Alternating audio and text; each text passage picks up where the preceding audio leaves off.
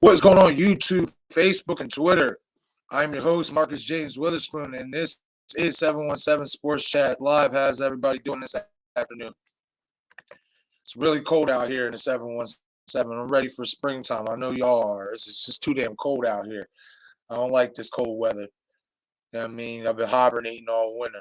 But before we get into today's show, I did want to obviously say, good afternoon and go over some new rules for the show channel. Starting basically tomorrow, I will be going live in the morning from 8:30 to 10:30 every day from here on out. 8:30 to 10:30 in the morning. I finally have a work schedule that complements to where I can go live and do more content, so I'm not all over the place. You know what I mean? Not all scattered with posting a video here or doing a live stream here, etc., etc. I'm really trying to grow this channel, as I've stated before, and I understand consistency is key. So with that being said, from here on out, every day, every morning, from Monday through Friday, you will be getting live content at least 2 hours, 8:30 to 10:30. In between those, there will be a couple, like maybe two-minute breaks, 2-minute time periods. You know what I mean? Take a break. You know what I mean? Maybe you have to go use the John or grab something to drink, etc. But from 8:30 to 10:30 every day, starting tomorrow, we'll be going live, giving you 2 hours worth of content. Like I said, I understand consistency is key.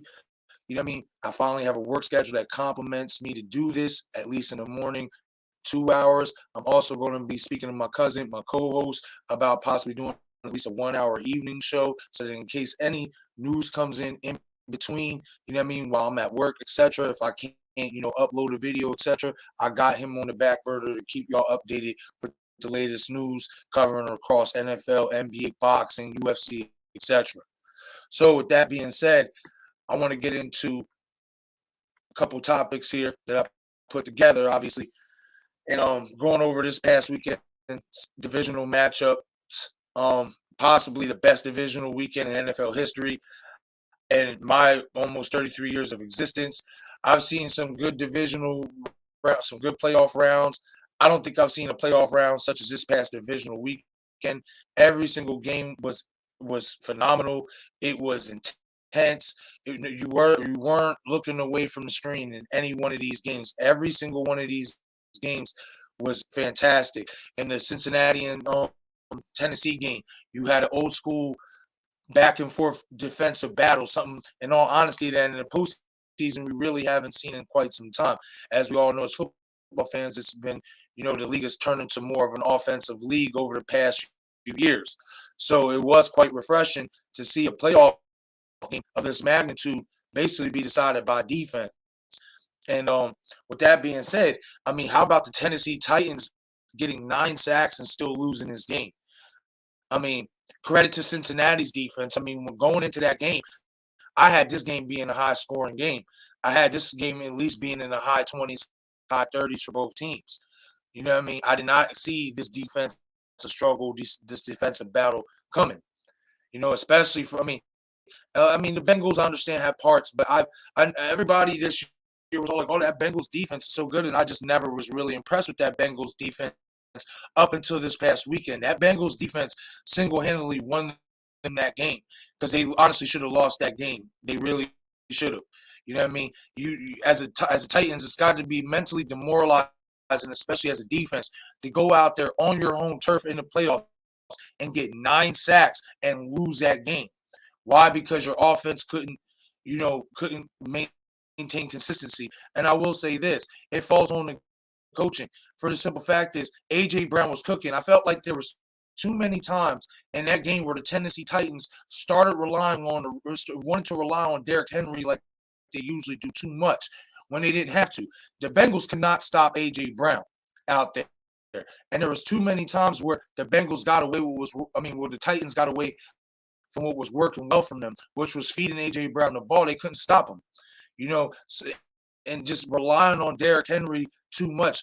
I said it going into this game that, yeah, sure, Derrick Henry's coming back. Obviously, he's your best offensive weapon. But this guy just tore his ACL, and he's coming back early in my opinion. You cannot expect him to just come in and pick up 20 carries, 100 plus yards, and especially with conditioning playing into effect. This guy hasn't played football months. So I felt what really doomed the Titans in that game was the lack of consistency on offense, relying on Derrick Henry to be the workhorse as always, instead of going to what was working for you, and that's feeding A.J. Brown because the Bengals had no answer for him. But be that as it may, credit to the Cincinnati Bengals defense. They showed up in a way that I didn't think they would show up. They're moving on to obviously to the AFC Championship against the Chiefs. That's going to obviously be an uphill battle. We'll touch on that probably tomorrow. But yeah, kudos to the Cincinnati Bengals. This is a team I did not see. If you would have asked me at the beginning of the year, I said they would win the North. I did not see them going to the AFC title game. So kudos to that team. And unfortunately for the Tennessee Titans, they got to sit watching at home and do a lot of deliberating. It's going to be interesting to see what the Titans do with Julio Jones. Will they bring him back? He was banged up all year. You didn't really get to see what he could do for them. I do think tight end is an address for them. People say, "Oh, we like Anthony Ferguson." I think they need to upgrade at that position. So there's definitely going to be some deliberation on the Titans end because if you're a Titans fan, you got to be starting to worry, especially after Derrick Henry tore his ACL. Are you wasting his best years? So, and Ryan Tannehill, is he the answer in Tennessee? I'm sure a lot of Tennessee fans, after watching that playoff games, are like, no, we need to upgrade a quarterback. So it's going to be interesting to see what the Titans do in the offseason. Now, moving on to the next game, the Rams and the Bucks. The Los Angeles Rams defeated the Tampa Bay Buccaneers on a last-second field goal, I should say. They dominated most of this game from the first three quarters, or at least 3 quarters and a half. And then Tom Brady started doing what Tom Brady does. He started leading the charge back for the Buccaneers and got him to tie this game. And every football fan out there was like, oh, here we go again. Yep. We're going to go to overtime, and Brady's team is going to win and pull it out, and they're going to be back in the NFC title game. Well, that is obviously not what happened, thanks to Matthew Stafford being aggressive and going over top to Cooper Kupp on 2 plays, 2 big, deep plays to get big chunk yardage to put them in the field goal position to win the game. It was a fantastic game in terms of the end, like the last quarter and a half. Obviously, the first 3 quarters wasn't really competitive. The Rams defense was locking it down. But then, like I said, Tom Brady doing what Tom Brady does. And then also because in the third quarter, the start of the third quarter, the Rams kind of let their offense let their foot off the gas pedal a little bit. And obviously, against Tom Brady's teams, you cannot do that. So being that they did let their foot off the gas pedal a little bit, I started to feel that defense started to get a little bit tired, which is why the Buccaneers were able to come back, other than it being the fact that it's Tom Brady. I felt like that Rams defense started to get a little bit tired in that second half from starting to be on the field a little bit too much from the Rams offense taking their foot off the gas pedal. So, but with that being said, obviously, I really liked the aggressiveness of the Rams on that final drive. I thought that they were just going to, kind of try to get a couple try to be a little bit conservative, aim for the sidelines, etc. Just kind of try to get, enough in the field goal range and then settle for maybe a long field goal. They didn't do that. They was aggressive. They went to their best player in the most clutch situations of the game, and that's how you win games. So, obviously, kudos to the Rams. They are going to the NFC Championship game. They're going to the NFC Championship game to face the San Francisco 49ers. And that should be a good matchup. The 49ers have owned them. But I'm optimistic that the Los Angeles Rams will pull this one out. I'm just optimistic. I think they're hitting their stride at the right time. They just have to figure out a way to stop giving up these leads. Now, with that being said, the big news coming out of these divisional matchups, obviously, we're going to touch on the Bills-Chiefs here right now as well. That was a fantastic game. I think that was the best game of the entire so far, that'll probably be the best game of the playoffs. I don't see how you could top that game from start to finish, back and forth. It was an incredible thrill ride. I'm not a fan of either team, but I got to give their roses. I got to give them their flowers. Both teams showed up to play. Both teams showed that they want to win. I mean, heartbreaking for the Bills, to lose that way. But I will say this. I mean, that was bad coaching on McDermott's part. Patrick Mahomes is that kind of quarterback that you cannot leave damn near no time on the clock. As a Raider fan, I can attest to this after what he did to us in under 40 seconds a couple years back. You cannot leave no time left on the clock, basically, especially not only when they have one, not two, but three timeouts. That was a big coaching error on Sean McDermott. If I was him, I would have ran down the clock a little bit. I would have tried to run down the clock a little bit more, just a little bit more. For the simple fact they had three timeouts. And with a quarterback like Patrick Mahomes, you cannot leave any type of time. And he showed that. What happened? 13 seconds? No problem. Big chunk plays, get in the field goal range, call the timeouts, take this game into overtime, win it. There's a lot of people saying, oh, they need to change the overtime rules. No, they don't. No. One, defense got to show up. You know what I mean? Your defense got to play well enough to not let it go to overtime. Number two, or whatever. Why? Why change the rules? Why? Because the other offense didn't get control of the ball? Oh, well, call the right coin flip. Don't change that. That's been the same way for years. I feel like just because certain fans don't want certain teams, to go to the championship games or whatever, they want to make up these new rules, and it's like, no. The Chiefs won the coin toss. Their offense went down the field and scored and won the game. Simple. Had the Bills' defense would have did their job in 13 seconds, we wouldn't have this conversation. We wouldn't. We wouldn't be having this conversation. So, with that being said, obviously the Kansas City Chiefs are going on to face Cincinnati Bengals in the AFC title game. Obviously, have them favored the experience, level, and they're going to be at home. I expect them to dominate. I don't think this will be that competitive of a game, but I could be wrong. We will see. Now, like I was referring to before I touched on the Bills-Chiefs recap, the big news coming out of this divisional weekend, though, unfortunately, I want to say unfortunately, but it was going to dominate the headlines, especially after the games. We're going to talk about the games a little bit and then talk about this. Will Tom Brady retire?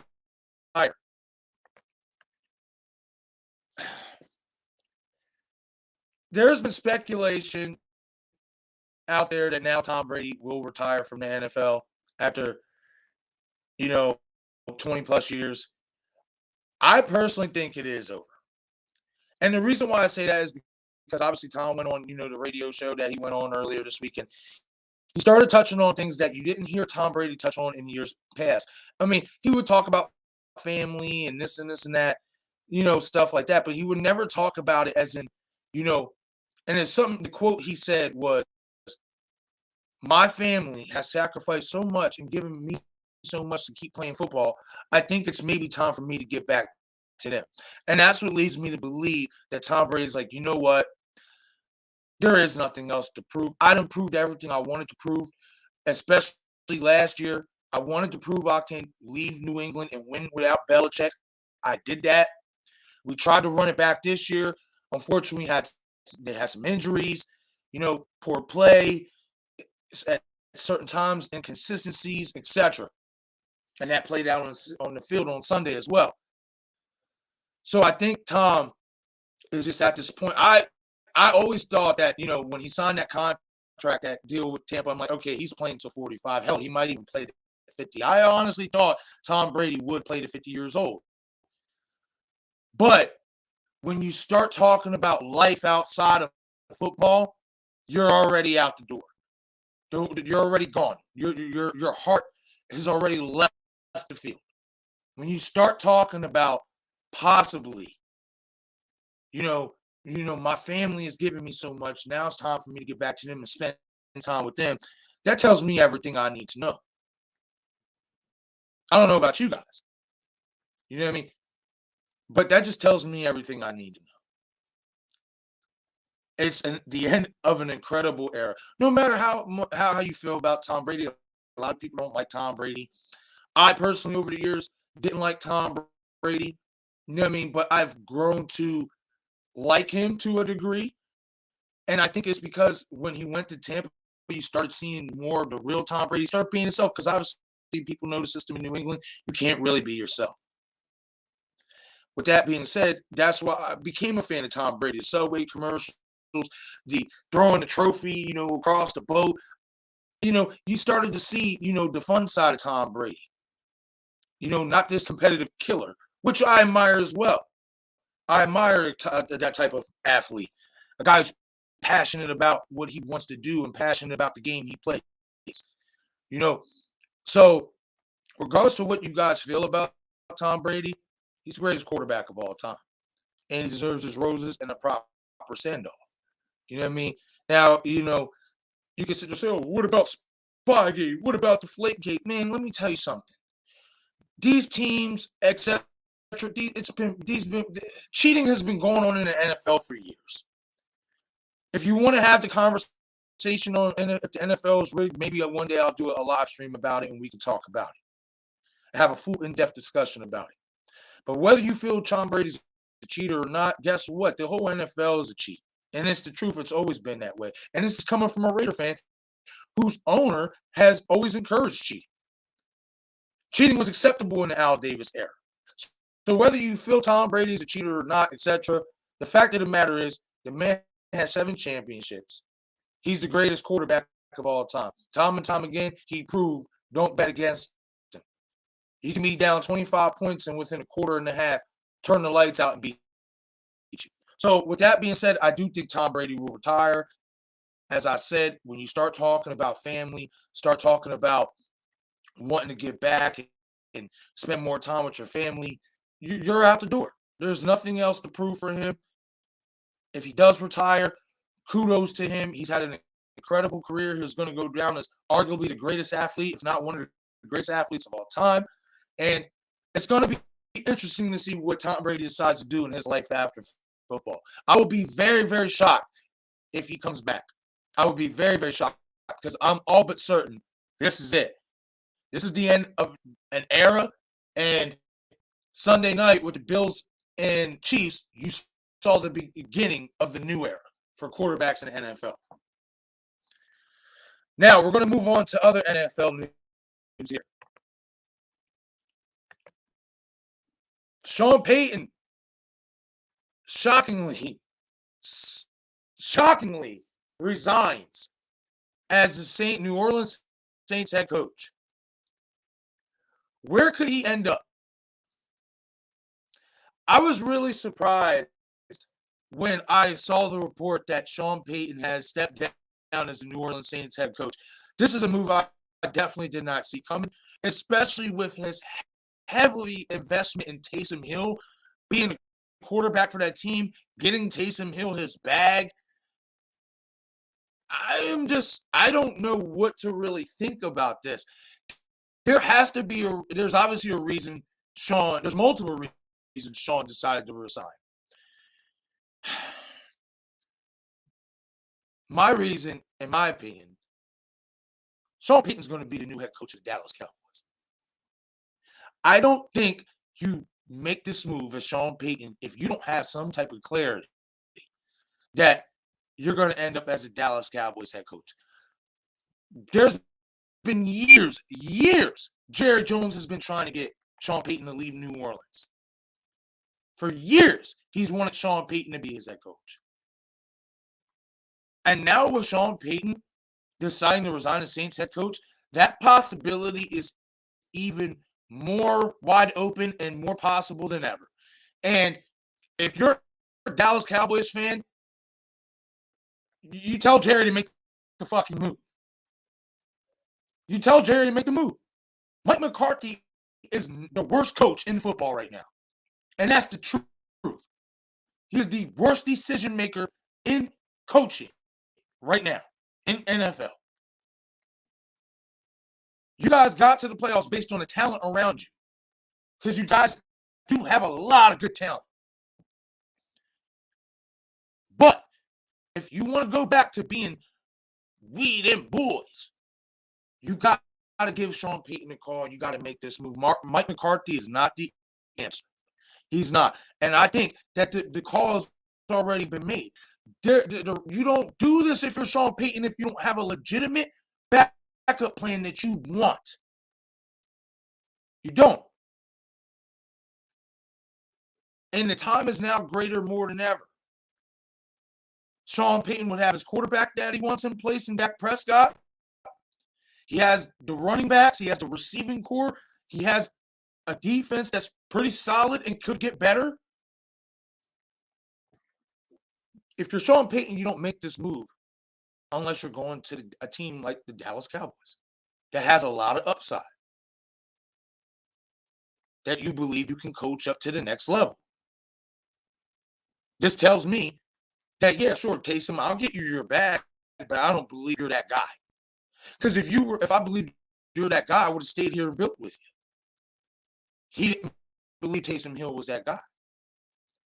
So where is he going to go? To a team that has already built-in talent around them.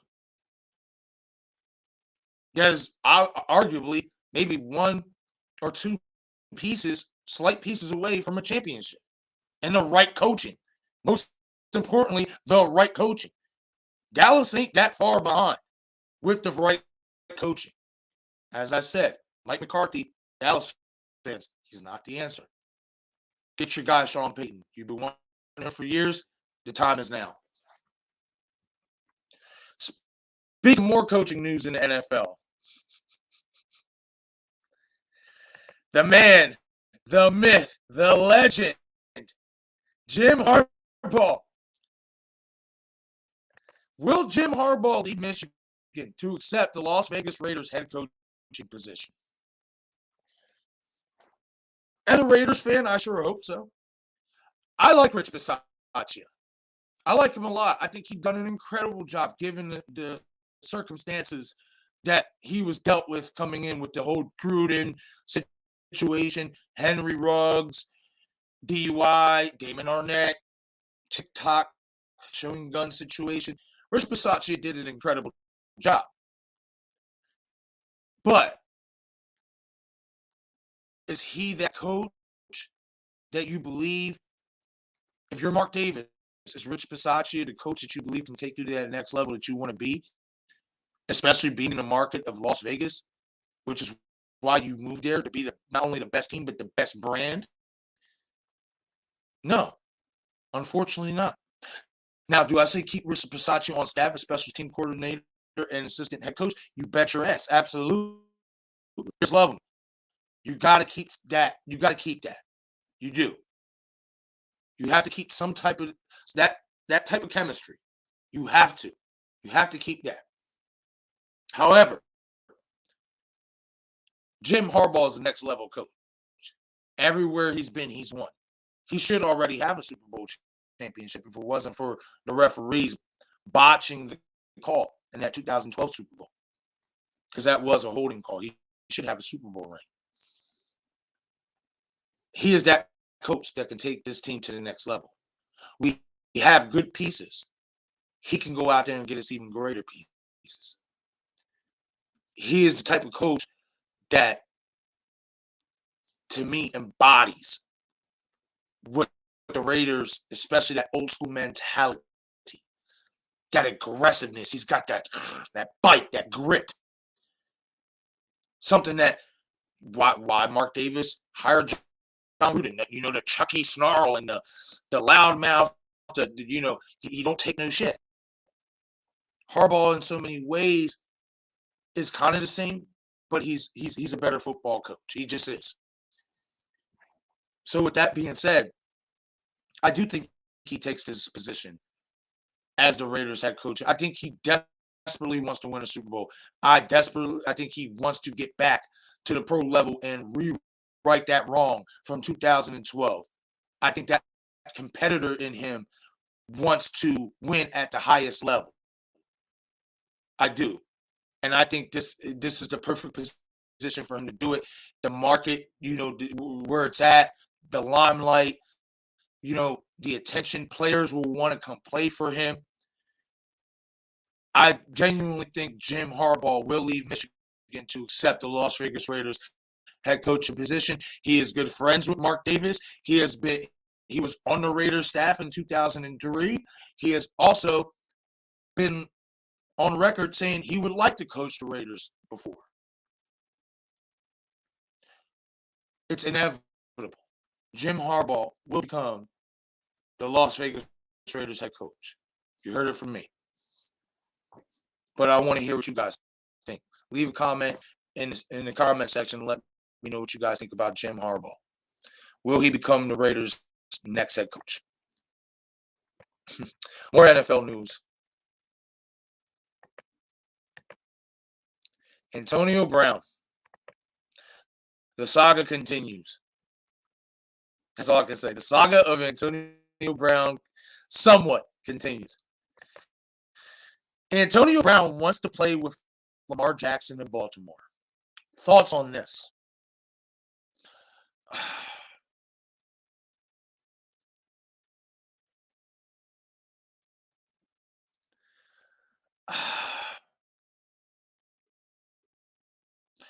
My thoughts on this are, I don't see if you're Baltimore, given how good of a culture that they have had with having, not real problems, no real issues. I mean, you could say Ray Rice, Ray Lewis, but outside of those, circumstances, those situations, the Baltimore Ravens has had a pretty good player culture. High character guys, blue chippers. I can't see a character like Antonio Brown fitting with this team.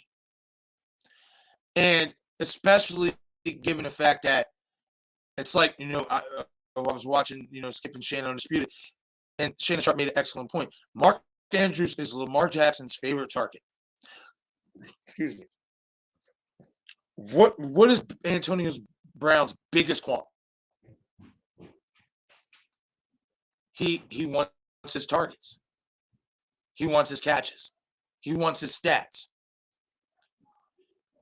This team don't fit what Antonio Brown wants. This is a running-based team. It's a team that runs 20, 30 times a game. Is Antonio Brown going to be happy with getting 2 catches or 3 catches for 30, 40 yards, maybe a touchdown? No. He's not going to be happy with that. It's Antonio Brown we're talking about. So, no. I don't think this will work.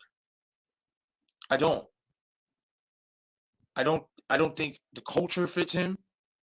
I don't think he fits the culture. I don't think he fits the culture. I hate to say this because I am a really big fan of this fucking guy as a player. And it's not like I really hate him as a person. It's just, if you want to win games and more importantly win championships, I don't know how you could do it if he's breathing down your neck. Give me the ball almost every single play. Granted, I'm a big believer if your guy's open and nobody can stop him, feed him. But you also got to play team ball. That's how you win the game. You got to play team ball. And I don't know if he'd be willing to sacrifice his target share for the way the Baltimore Ravens run their offense. Now, maybe the light at the end of the tunnel for Lamar in Baltimore is this. Maybe he wants to play with his cousin Hollywood Brown. Maybe the fact playing with a family member, a cousin, maybe might keep him grounded. We don't know. We don't know if he'll get the chance to see. I just personally don't think this is a good fit for Baltimore, and I don't think it's a good fit. They're a running team. And Lamar has accuracy issues. So what happens when Antonio is, if they do sign Antonio, and he's playing for them, and he's wide open, and Lamar misses him? You know what's going to happen. AB is going to chew him. He's going to chew him loud and proud. No problems. No questions asked. So, I mean,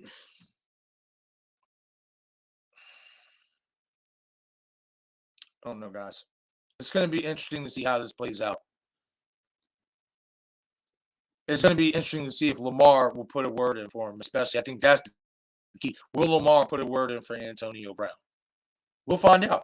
But hit the comment section and let me know what you guys think about Antonio Brown playing with Lamar Jackson in Baltimore. Any Baltimore fans out there that run across this stream in this video, hit the comment section. Let me know what you guys think. Would you guys want Antonio Brown on your team? How would you feel about it? Do you think he would be a fit? Do you think I'm wrong?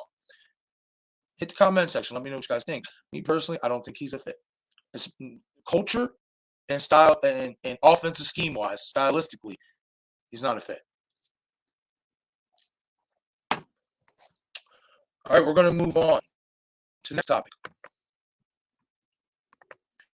Byron Leftwich, as speculated, is now the Jacksonville Jaguars' new head coach. As you see in the picture to the left, Byron Leftwich was the quarterback at one time for the Jacksonville Jaguars. They're one of their first-round draft picks, number 7 overall, if I'm not mistaken, back when he was drafted. Unfortunately, injuries and poor play, he didn't really pan out at the pro level, has derailed his career. He had a couple decent seasons, but injuries has, really derailed his career. But he has really turned into one of the better play callers in the league, one of the better football coaching minds over his tenure of being offense coordinator for Tampa, etc. I'm really happy for this guy. He's a good guy. Seems like he's genuine. You know what I mean? I read an article from LaShawn McCoy saying that, he'll make sure the players get their money. He makes sure his guys play. He wants his guys playing to level to not only where they're winning games, but they're going to make sure that their families are well taken care of. And I think that's very important to have a coach like that. It's not just always about winning. These guys are human. They have families to feed. You know what I mean? So if you got guys that are putting in the work, you know what I mean, get them their paycheck. There's too many times we see these, teams want to, play games with guys who deserve their money and then give money to guys who really probably shouldn't deserve it. So me personally, I think it's a really good move for Jacksonville. I think it's a fantastic revelation for Trevor Lawrence. I think he is going to coach his kid up. I think he is going to rebuild the entire culture, and it would not be surprising within the next 2 years, 3 years tops, you start hearing about Jacksonville being one of those teams to start watching for again in the AFC. I really like this move, and also, obviously because we need more diversity as head coaches. I don't see what the fuck is the whole problem. You know what I mean? We're all human at the end of the day. Shouldn't matter, what color our skin is to get these head coaching positions. But unfortunately, in NFL, we all know that this has been an underlying issue for so many years. But we're starting to see some change, and hopefully this change continues to bring in. You know what I mean? It shouldn't matter whether you're Chinese, whether you're Mexican, Hispanic, Puerto Rican, black, white. If you can coach a fucking team, you should be able to. Simple and plain. So, kudos to Byron Leftwich. Congratulations. Let's keep breaking barriers out there, baby. All right, we're going to move on to the next topic, guys. The Denver Broncos, one of my division rivals, has actually done something right for a change in terms of their coaching situation. Broncos have hired Packers offense coordinator Nathaniel Hackett as head coach. I think this is a great move for Denver. I've said it for years, especially with the carousel of quarterbacks that they've tried to bring in. You keep bringing defensive-minded coaches for a situation that requires an offensive mind. The defense over the past few years for Denver has never been an issue to me. I've always felt like they've had a stellar defense even after the Super Bowl run in 2015.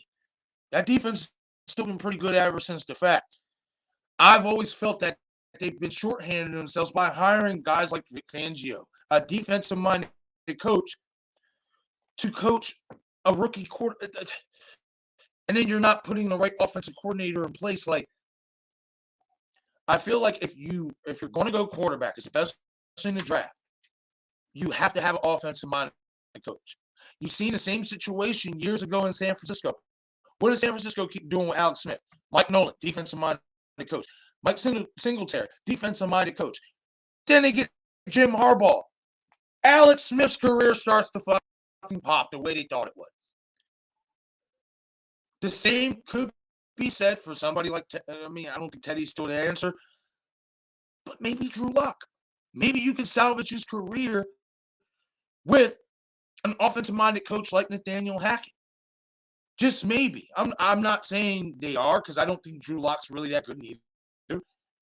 But this move was smart in terms of your defense is good enough. You don't need a good defense. You need a good offense. And you have the pieces in place on offense. You have Melvin Gordon, but he might not be there this year, but you still have Javonte Williams. I feel like he's going to be a stud at running back for them, especially within the next year or two. You have Cortland Sutton. You have Jerry Jeudy. You have Tim Patrick.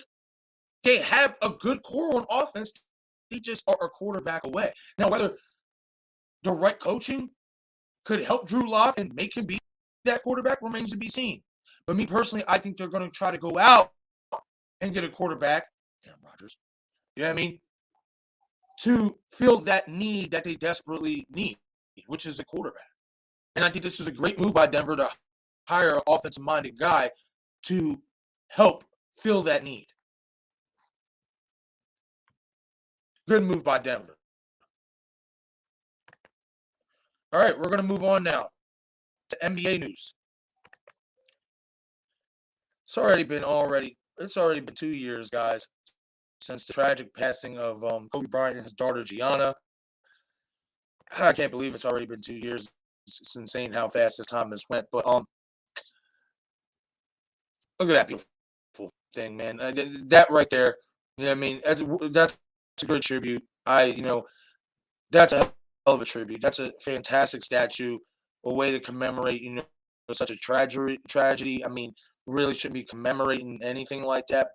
But, it's just,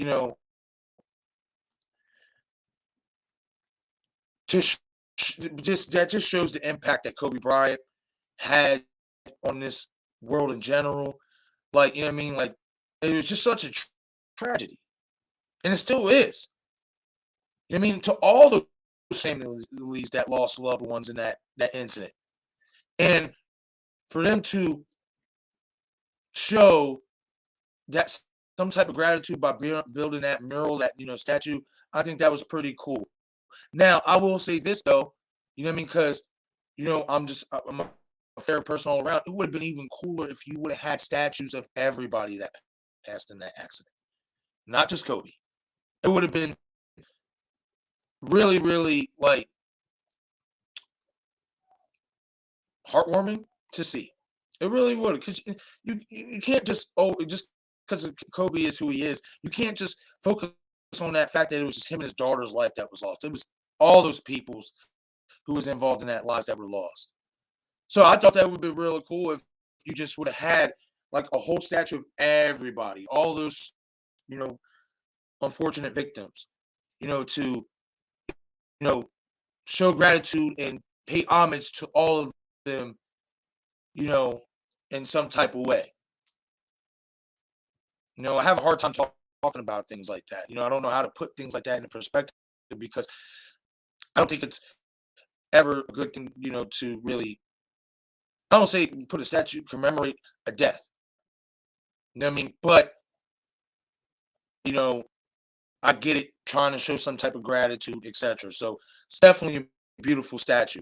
You know what I mean? It would be even more beautiful if you would have put more people, the other, statues around it, because there was other people's lives involved in that too. All right, we're going to move on to the next topic. And more NBA news. James Harden. The Brooklyn Nets won't field offers for James Harden. Rumors are swirling that the star guard will test free agency after the season. Thoughts? There's also a report out that James Harden is unhappy in Brooklyn. He's unhappy with living in Brooklyn, this and this and this and that. James Harden responded to Complex by saying what reports, like basically brushing the reports off. He didn't hear nothing about no reports. Listen, guys, he's not going to come out and straight up say it. You know what I mean? Did he, really come out and straight up said it in Houston? No, it was more subliminal messages than anything. So, what do I think? I think James Harden's going to leave Brooklyn next year. I think it's more or less has something to do with Kyrie, the uncertainty of if Kyrie's going to be consistently on the court or not. I think that's the issue. I think that's the issue, and I think that the not knowing, is Kyrie going to play a full season? Is he going to be available when we need him the most in the playoffs? I think if there is any doubt for James to leave Brooklyn, that will be it. If there's any reason why James would want to test free agency and want to, leave Brooklyn and leave KD and Kyrie, that's the reason, because we just don't know when Kyrie's going to wake up one day and say, yep, I'm not playing today.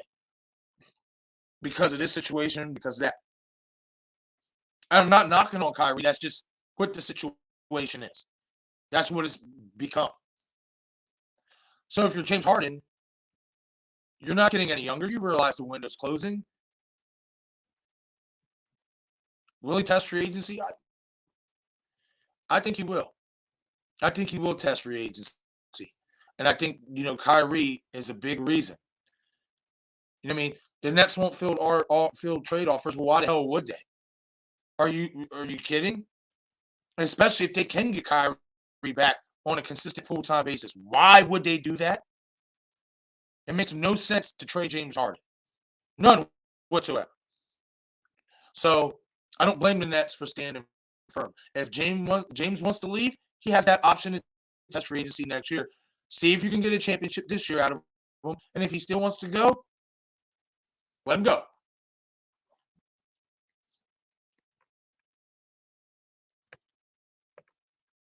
But that's my thoughts on the James Harden situation. I honestly think I just think the uncertainty with what Kyrie Irving you're going to get. Will Kyrie show up? Will he won't show up? I think that's hindering on James's decision to commit to Brooklyn long term over the next few years. I think, that level of uncertainty is what's hindering him from being like, yeah, I want to stay in Brooklyn.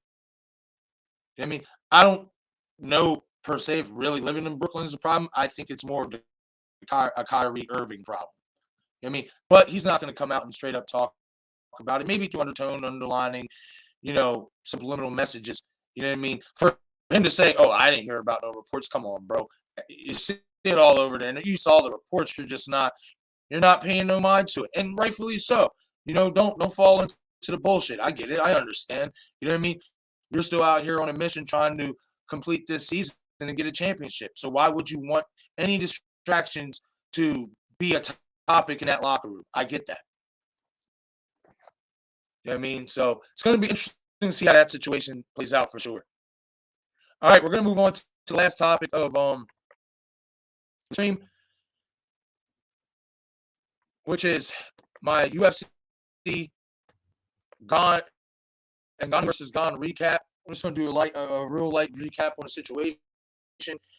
Ngannou versus Gane recap. Will Ngannou leave the UFC? Is John Jones' next challenger for the title? But before I talk about that, I do want to talk about the rest of the card. I was entertained by the entire card. I wasn't, upset by this card. This card was actually really good. I was really impressed with Marcus Moreno knocking out on Trevin Giles. That short right hand after taking some shots from Trevin Giles. He was getting lit up, and he caught Giles with a really short right hand that basically all but turned the lights out and changed the fight and, got him the victory.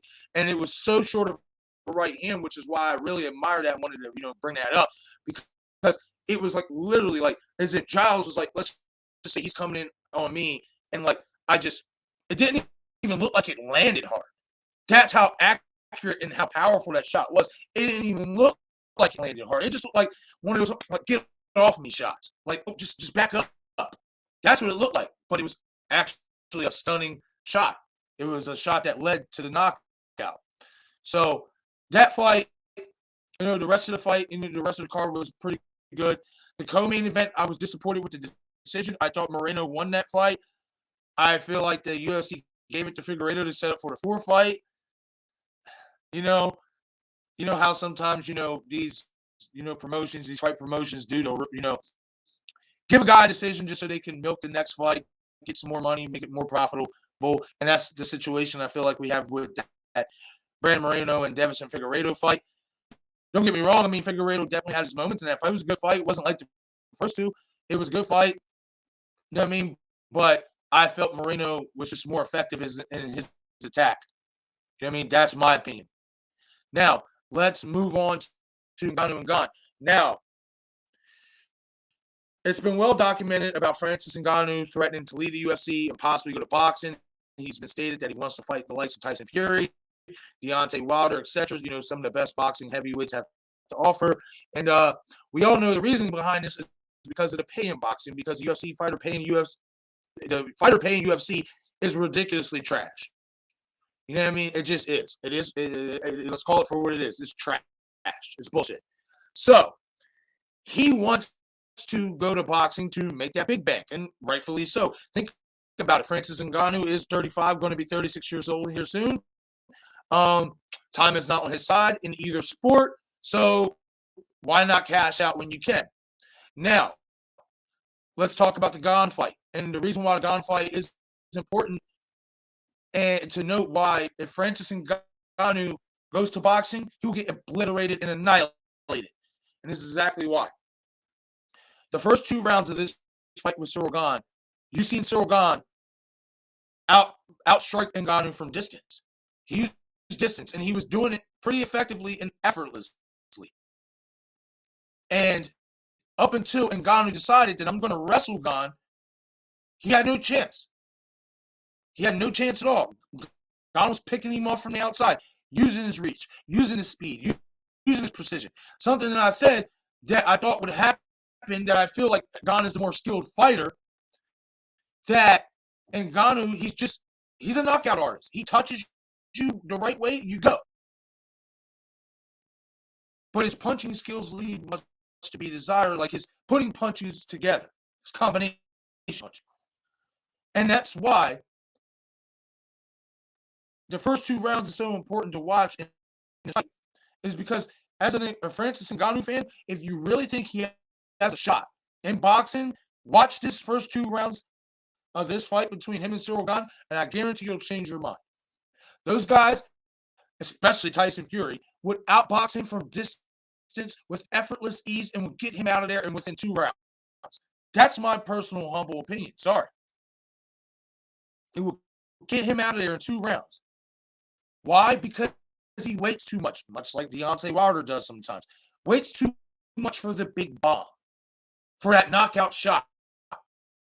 So while other guys are bouncing multiple shots off his head, he's just sitting there plotting, trying to wait. That's not going to work in boxing, because obviously you can't wrestle, which is what won Francis Ngannou's fight, which I will say, I was really, really impressed by that switching game plan by Ngannou, realizing that, hey, I'm not going to be able to outstrike him. That's not my game. But let me grab a hold of him, slam him down, rough him up, and handle it that way. And that's exactly what he did. From rounds 3 to 5, he dominated Gane. I mean, he wasn't really beating him up. He just used his jiu-jitsu and his wrestling. Something that I didn't think. You saw the improvement against Stipe, but you even seen the improvement even more in this fight. He won this fight because of his wrestling, not because of being a knockout artist. He proved that he's improved his wrestling. And we also found out that Ciryl Gane isn't a great wrestler. When you take Ciryl Gane off of his feet, he does not know what to do. We had a lot of revelations in this fight. We had a lot of revelations. Cyril Gane can't wrestle. Can't fight off his back. Francis Ngannou can't put punches together. Francis Ngannou will get destroyed by boxers. There was a lot of revelations in this fight. Now, before we end the stream, I do want to ask, is Jon Jones the next challenger for the title? I think he will be. Unfortunately, money talks, bullshit walks. I can't see Jon saying, oh, I'll take a tune-up fight or I'll take a contendership fight. It's Jon Jones, arguably the greatest MMA fighter of all time. We're past tune-up fights. He is a guy that you do just throw in there against the number one guy. So, with that being said, I do think Jon Jones fights for the title next. The real question I guess I should have asked is, will it be against Francis Ngannou? Me personally, I don't think it will be. I think Francis Ngannou is going to leave the UFC and go to boxing and chase that big paycheck. I do. The money, why wouldn't you? Like I said, 35 years old. He's not getting any younger. Cash out while you can. It makes all the sense in the world. But all right, guys, that's it for this stream. Hit that like button and subscribe to the YouTube channel if you haven't already, as well as hit that notification icon so you get all the latest content updates. As I said in the beginning of the video, starting tomorrow, 8:30 to 10:30, 2 hours worth of live content every single day, Monday through Friday. Sometimes we might sprinkle in there Saturdays, Sundays. We'll see what that leads to. You know what I mean? We definitely will obviously be having our live streams, live commentary streams for, the pay-per-view events, boxing, UFC, etc. So be sure to hit that like and subscribe button on the YouTube channel, as well as hit that notification icon so you get all the latest content updates. So 717 Sports Chat Live. I'm your host, Marcus James Witherspoon. Everybody have a blessed day. Be safe out there, 717ers.